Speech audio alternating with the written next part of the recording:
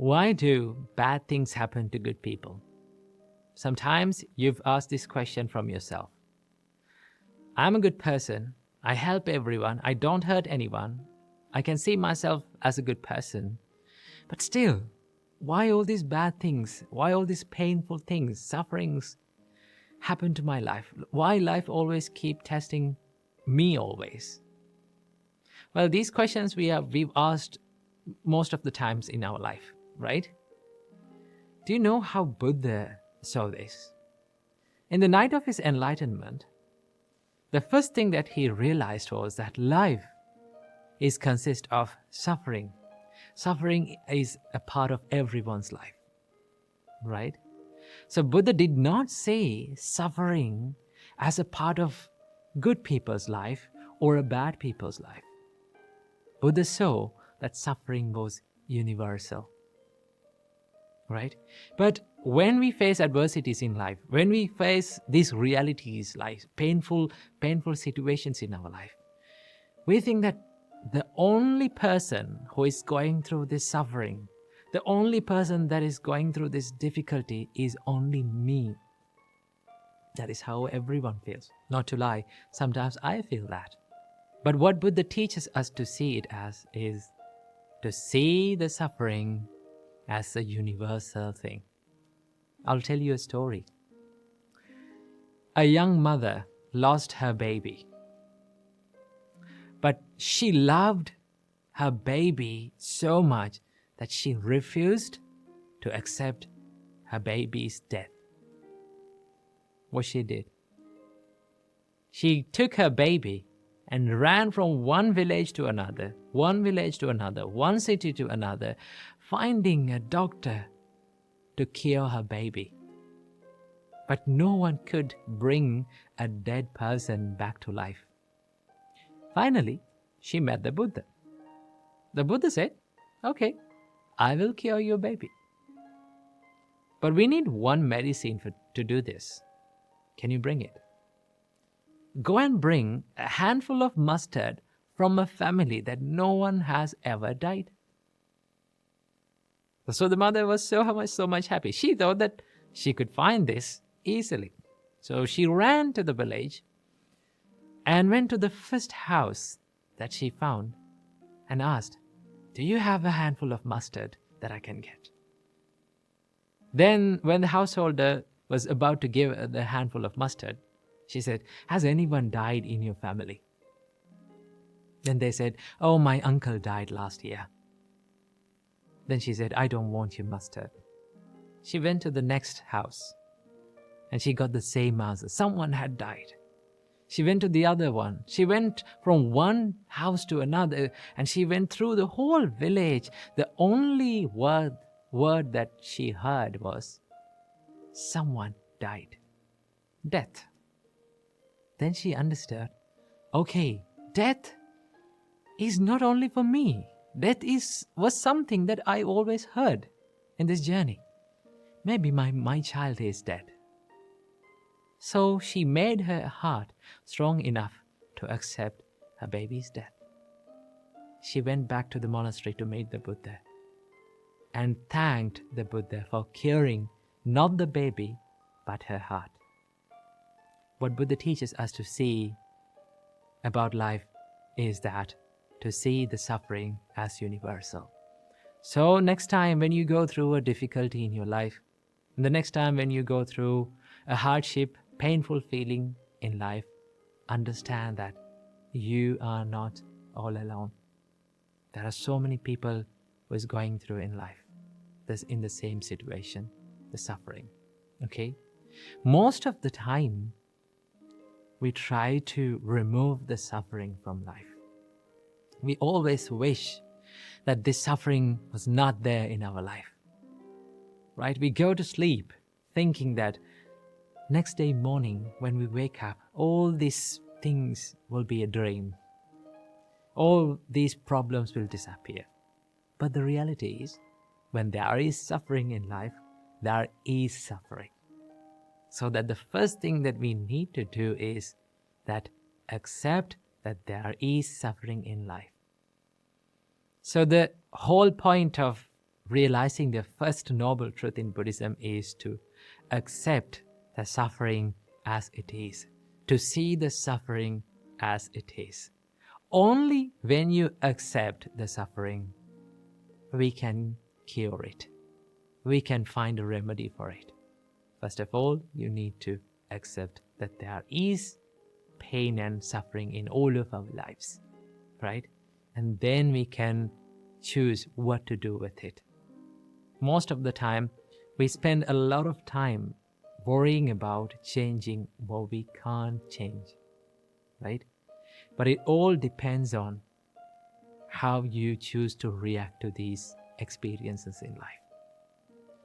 Most of the time, these painful feelings, sufferings that comes to our life are blessings in disguise, right? If we did not get difficult situations, if we did not get hardships to our life, right, challenges in our life, how can we develop a strong mindset, right? There's a saying that if you need to learn how to swim, what do you have to do? You have to jump to the pool. Somehow, you have to experience how drowning feels like. Only then you can realize that what should I do to learn how to swim, right? In the same way, there is no use of trying to avoid wishing and praying that suffering was not there in life, right? There's no point of wishing and praying that, please don't give me suffering. Always wish a mindset that you can face strongly to all these sufferings and painful situations in life.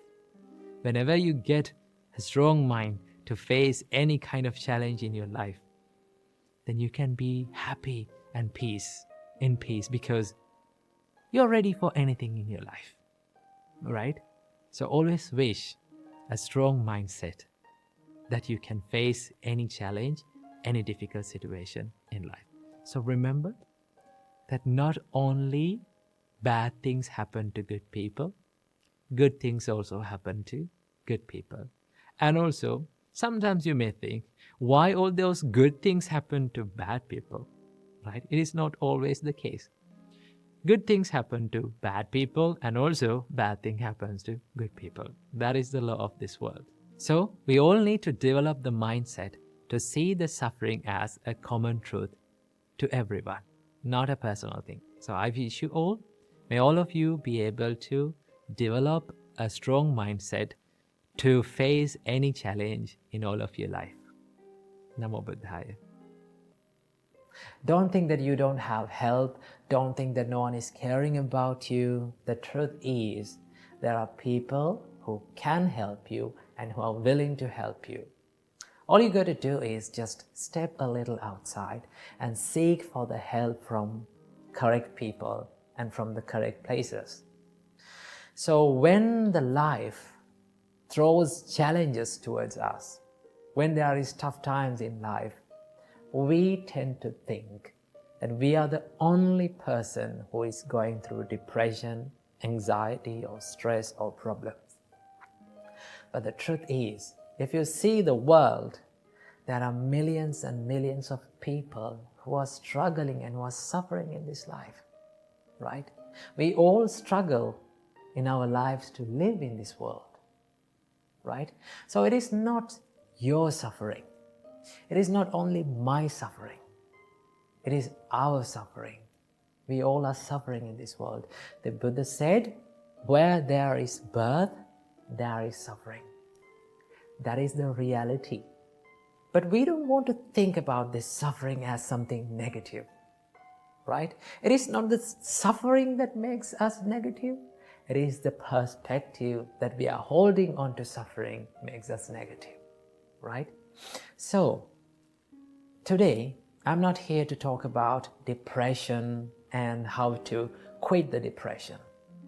Today, I'm going to share with you a simple Buddhist practice that can help you in healing these depressive thoughts or anxious thoughts or any kind of mental suffering that you're having.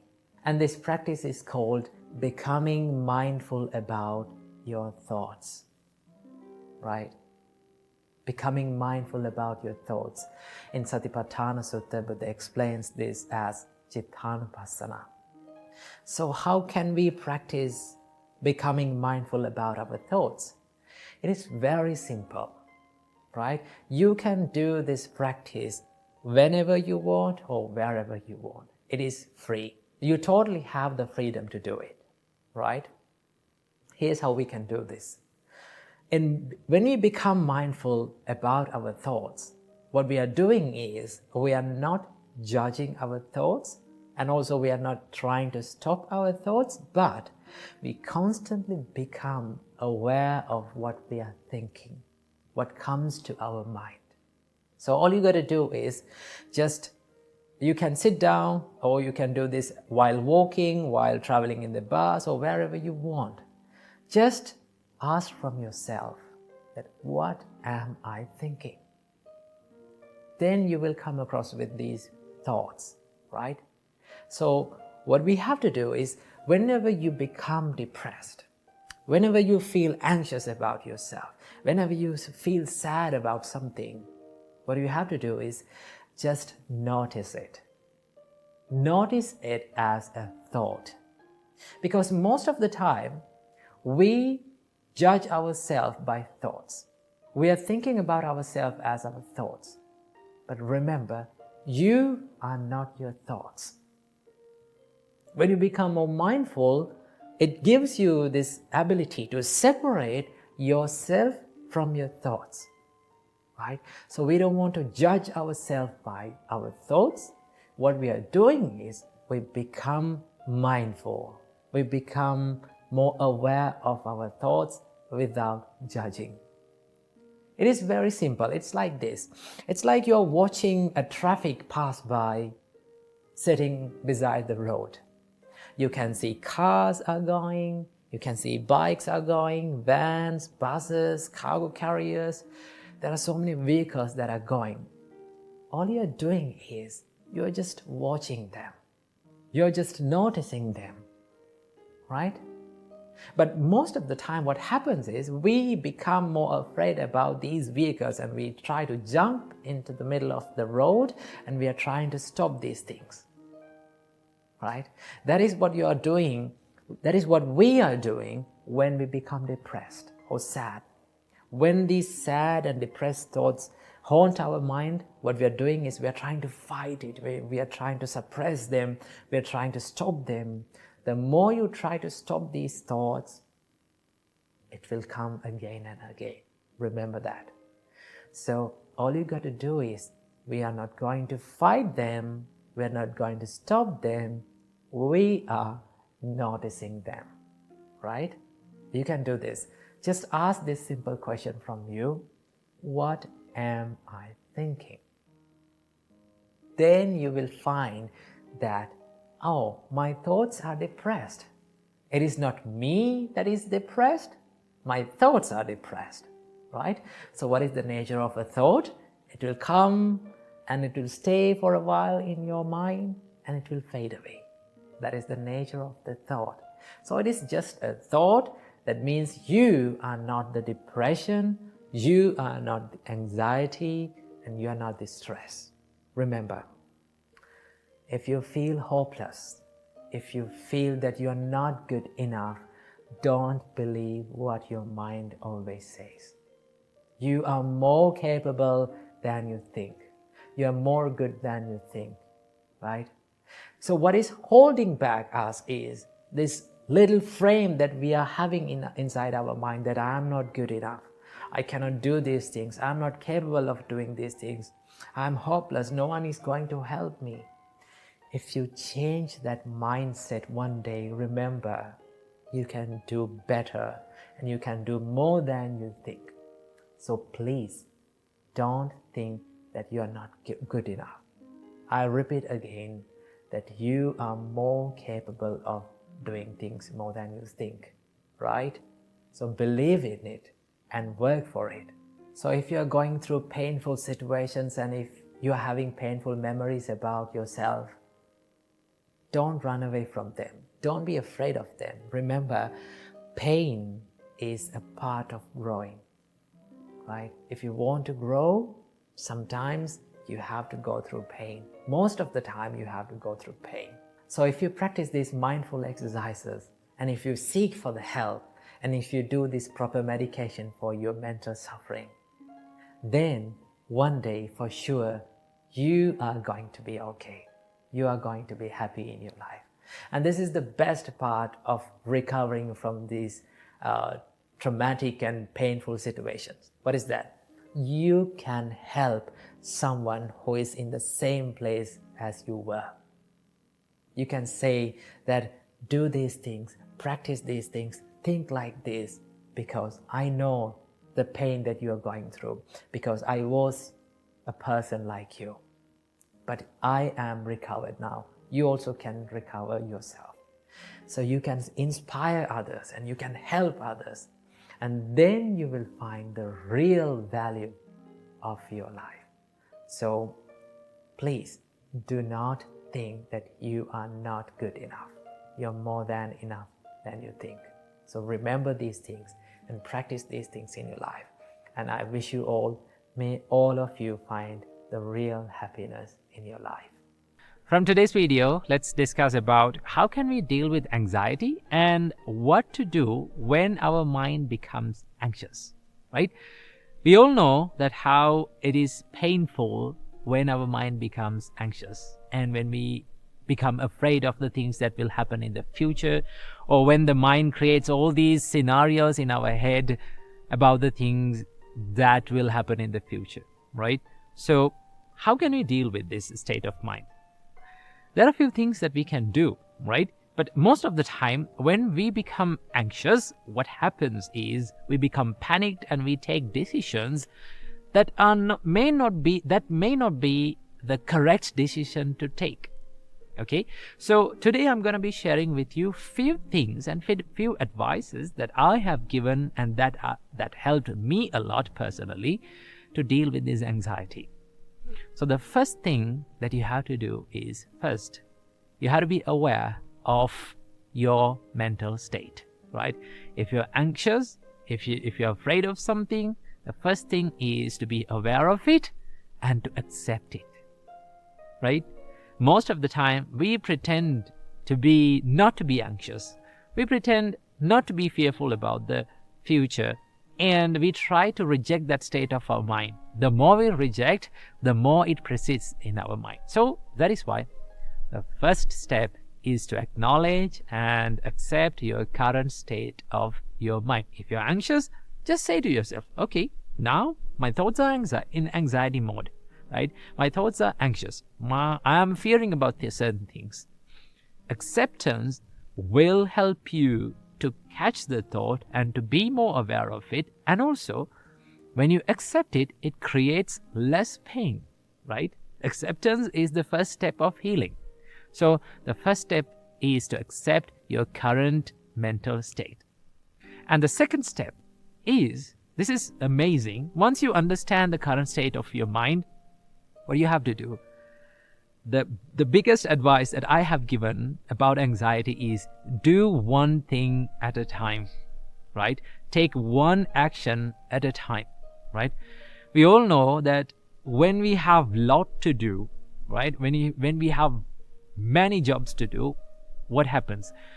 We start thinking about everything, right? We started loading these thoughts into our mind every time, and we try to do all at once. But in reality, we can't do all at once, right? One thing that we can do is we can take one job, one action at a time and do that, right? So how to do this?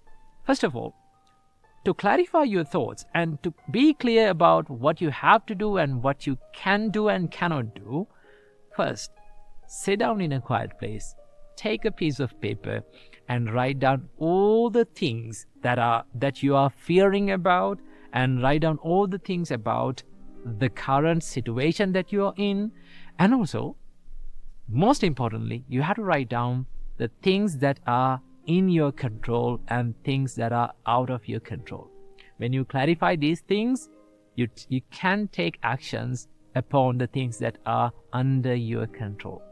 So one thing that you can do is sit down, write down all the thoughts, write down current situation of your life, and write down all the things that are under your control and not under your control, so that you're very clear about what to do and what not to do, right? So when you clarify that and take one action, just one action, and what you have to do, just execute that action, right? Don't try to do all the things, just pick one action and do it at one. It's something like this, right? Something like you're grabbing a bunch of oranges, right? What will happen if you try to grab a bunch of oranges at once? You can't grab all of them, right? It will fall, they will fall. So one thing that you can do is pick a basket, take one orange at a time and put it into the basket. In that way, you can grab many oranges. In the same way, when you clarify your thoughts and take one action at a time and execute it, then it will be clear in your mind and it will ease up your mental state. So do one thing at a time. And the third step is to do it slowly and deliberately, right? Even when you become clarified about what to do, don't be anxious, don't be panicked. What do you have to do? Do it slowly, right? One thing that a lot of meditation masters teach is that when you're anxious, do something slowly, right? Slow down. When your body becomes slow down, your mind becomes slow down. That's the connection between the body and our mind. When our mind is slow, our body is slow. When our body is slow, our mind is slow. So do things, take that action and do it slowly and deliberately. Do it with proper consciousness, proper awareness and proper mindfulness. That's so that you feel what you're doing. Then you understand what you're doing, right? So in that way, you can ease up this anxiety. And the last thing that you have to do is do it completely, right? Complete the action. When we are anxious about certain things, what we do, we don't complete that action, right? We just hang over that problem or that task and we don't complete it, right? One thing that you have to do is do it completely, right? Complete your action, do it slowly, deliberately, and finally complete that action so that that step is finished, right? And then once you complete that action, what do you have to do? Take the next step and do it slowly, deliberately, and completely. In that way, you can clarify what you have to do, and also you will get a good time to take good decisions. So this is a little way and a tiny practice that you can add to your life to ease up your pain of anxiety. And whenever you're anxious about certain things, try this and it will ease up your pain of anxiety. So keep this little advice in your mind and be happy. To not to be too much happy when he wins, and to not to be too much sad when he loses. Now this king found out that his mind gets too much obsessed when he wins, and his mind gets too much obsessed when he defeats. So he gave this job to write down a quote on his sword to his mentor. So the mentor thought for a while, and he simply wrote down these amazing 4 words on his sword. It said, "This too shall pass." I'll repeat it again. This too shall pass. See, when we live in this world, there are worldly conditions that we have to experience in this world. The Buddha named these worldly conditions as 8 worldly conditions, Atta Loka Dhamma. In Dutiya Loka Dhamma Sutta, the Buddha explains this, that because the whole world revolves around 8 worldly conditions, and the 8 worldly conditions revolves around this world. What are these 8 worldly conditions? The Buddha explains that gain and loss is a worldly condition, and praise and blame is a worldly condition, and fame and disgrace is a worldly condition, and pleasure and pain is a worldly condition. So these are the worldly conditions that we go through and we experience in all of our lives. Now the problem is not having to go through these all worldly conditions. The problem behind this is our minds get too much obsessed with these worldly conditions.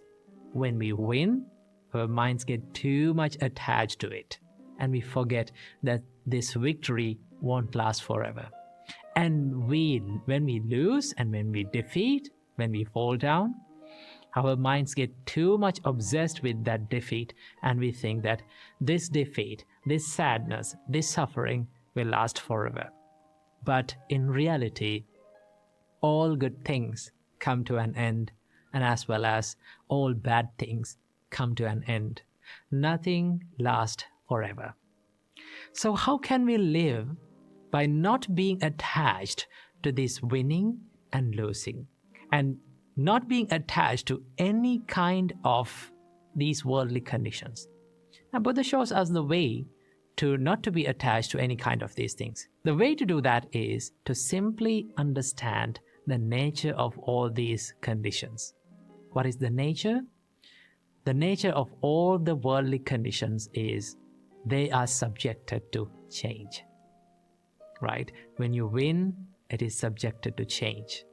When you lose, it is subjected to change. And it is impermanent. Simply, you can remind it to yourself that this too shall pass. Okay? When you hit the rock bottom, when you go through problems, when you go through difficulties in your life, just remember to yourself that this too shall pass. This pain, this suffering too shall pass.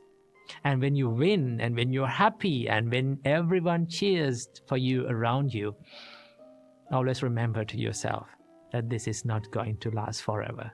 This too shall pass.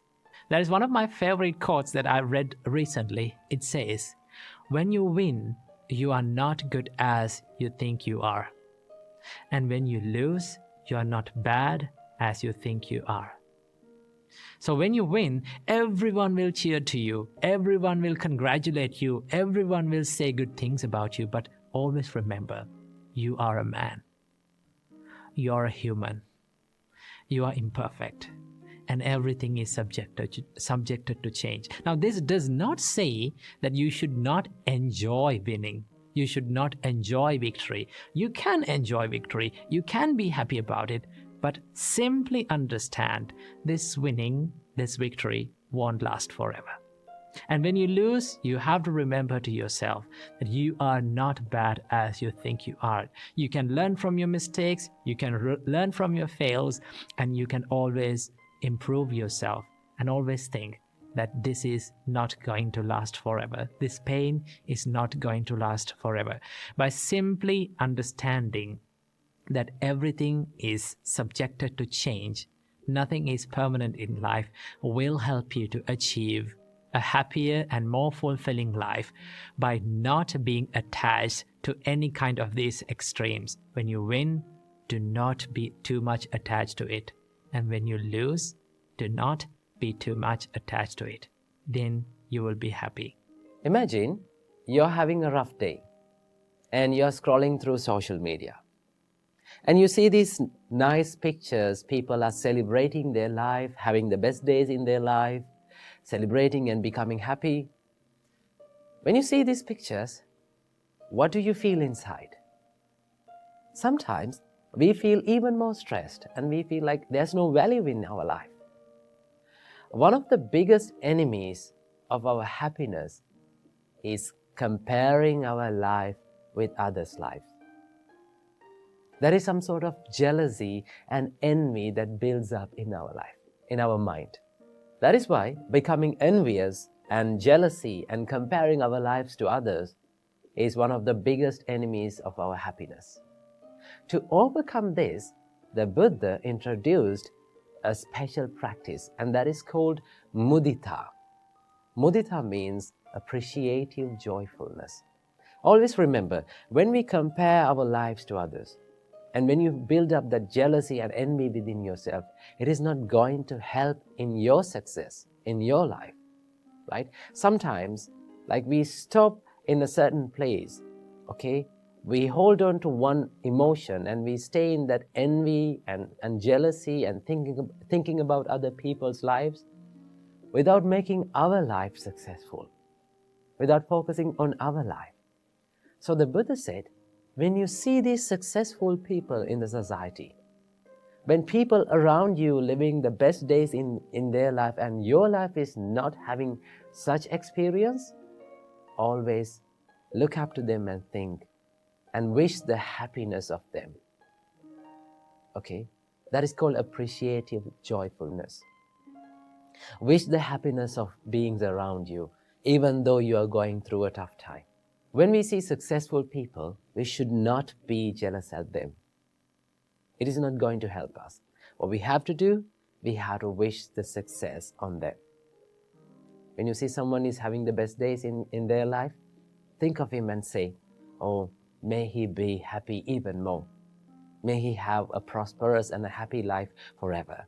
If you do that, you're not going to give the space for that envy and unhappiness and that negativity in your mind.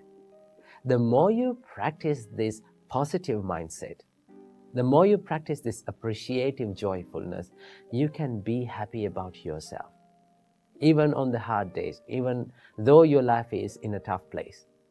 So that is why whenever we see successful people, people having a happy life, we have to wish the happiness of them.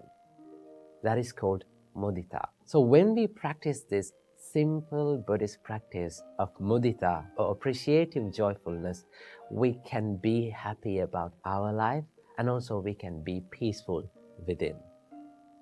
If there is one thing in common in this world that all living beings search for, that is the happiness.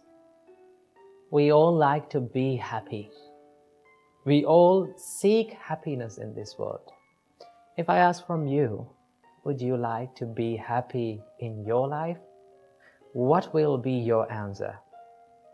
You will say, of course, I want to be happy in my life. I want this peaceful state. I need to be in that. That is your answer. That is the answer of all living beings. Buddha says that all living beings likes to be happy and they seek the happiness. If you really think about our life, we are in a never-ending journey of pursuing happiness. Let me tell that again. We are in a never-ending journey of pursuing happiness. That means we are pursuing happiness, we are chasing and we are seeking for happiness, but yet we have not found it. So, what is the reason for this not finding happiness? Why we don't find happiness in our life? We are seeking it, we are finding for it, but we don't find it. What is the reason? Well, the Buddha teaches us that we are finding or we are seeking this happiness from a source that the happiness does not exist. Because we are seeking happiness from external world. We are seeking happiness from these materialistic things. Well, when you seek happiness from materialistic things or external world, you get pleasure, but that is not happiness. Pleasure is something temporary and it gives you this instant gratification. But in happiness, the happiness is long-lasting and it gives you this happiness or the contentment about yourself. So that is why Buddha teaches us that you're finding the happiness from a source where the happiness does not exist. So the more you find it, the more you become frustrated. So, will we ever be able to find happiness in our life? The Buddha answers this question. He says, yes, you can find happiness in your life. How to do that? If you look closely to the first and the second verses of Dhammapada, Buddha says, If one with an impure mind speaks or acts, the suffering will follow him like a cartwheel following the ox. If with an impure mind one speaks or acts, the suffering will follow him. And in the next verse, Buddha says, if with a pure mind one speaks or acts, the happiness will follow him like a shadow following a man. So that means the happiness and the sadness entirely depends on the purity and the impurity of our mind.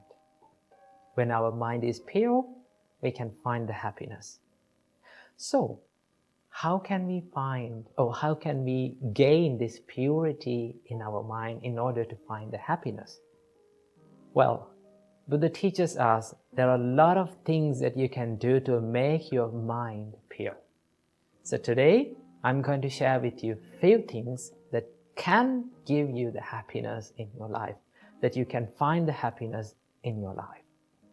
First thing, accepting the reality of life will give you the happiness. You know, life is full of ups and downs. Sometimes you have good days, sometimes we have bad days, sometimes we have beautiful memories, sometimes we also have miserable memories. So life is not something that is going equally every day. Sometimes good, sometimes bad. When you realize this reality, you can face these situations successfully, right? It is not always this bad experience makes us frustrated. It is our reaction towards this bad experience makes us frustrated. Whenever you get a bad experience or a bad day or a bad situation, tough situation, difficult situation, you have two choices. Either you can focus on the pain and feel miserable about that situation, or you can focus on the lesson that bad situation teaches us and learn from it and start growing your life. So, if you accept the reality of life, it is not temporary. Sometimes the people around us are not in our control. We cannot control their reactions. We cannot control their opinions. So when you realize these situations, you can face those situations successfully. That is one thing, accepting reality of the life. Number two, Buddha said, be generous. Practicing generosity is a major practice in Buddhism. Well, in Buddhism, the generosity is known as Dhamma. In Dhamma, Buddha says that you have to give without any expectations. We have to give and we have to dedicate towards others without expecting anything in return. That is one thing that we have to practice. Most of the time, we like to hold on to things or gather the things towards us. That is what people think. When you gather more, when you collect more things, you will get rich and you will gain happiness. But that does not give you the happiness. It will give you the pleasure, but it is temporary. So what we have to do, Buddha says, be generous, give, help others, dedicate a part of your life on behalf of others. When you do that, when you become more generous, let's say like this, you gave some foods to a poor person, let's say like that. When you see that person is having those foods and overcoming his hunger and making his life much better, you can be happy by seeing that. When you become happy like that, you feel happy about yourself, right? Nothing can give you that happiness. Like by eating a good food, by dressing a nice dress, you cannot gain that happiness. You don't feel happy about yourself. right? After, let's say, after hundred of years later, maybe 10 decades later, when you think about that incident, I gave this food to this poor person. When you remind that, you feel happy. Even then you feel happy. That means happiness is long-lasting. So Buddha says, be generous, help people, do something nice every day for a person. That is one thing we can do. And number 3, forgiving. Forgiving is one of the most important things that we can do to create happiness in our life. We have to forgive ourselves. Also, we have to forgive others too. Because forgiving, when you forgive, it doesn't mean that you are saying okay to others' mistakes. It's okay. No, you're not saying like that. When you forgive, you make your heart free. So when you forgive, it's not for that person, it is for you. And also we have to forgive for ourselves. There are so many mistakes that we all have done in the past. If you hold on to past, and if you make this present moment miserable, that will not give you the happiness. So what do we have to do? Whatever the bad thing that we have done in the past, we have to have this ability to forgive ourselves and start all over again. We all have that ability, right? We all have that privilege to start our life again and make it a better one. Okay? So no one is perfect in this world. We all have done mistakes. One thing that we have to do is to forgive and start doing good things. So these are 5 things that we can do to create happiness in our life. And also, there is one happiness that is called the ultimate happiness in this world that the Buddha teaches us. That is called Nibbana or Nirvana. That is the enlightenment. When you realize about the reality of this life, and when you remove this desire or the craving that arises within your mind, then Buddha says that is the ultimate happiness. Simply, the Nibbana means Ragakkayo, Dosakkayo, Mohakkayo, Nibbana. That means removing of the desire, anger, and the delusion of the mind is called the enlightenment. So that is the highest level of happiness that we all can reach. So when you practice these practices, right, when you engage yourself in wholesome state, that will create you the happiness in the life. So practice these things and make your life a happier one.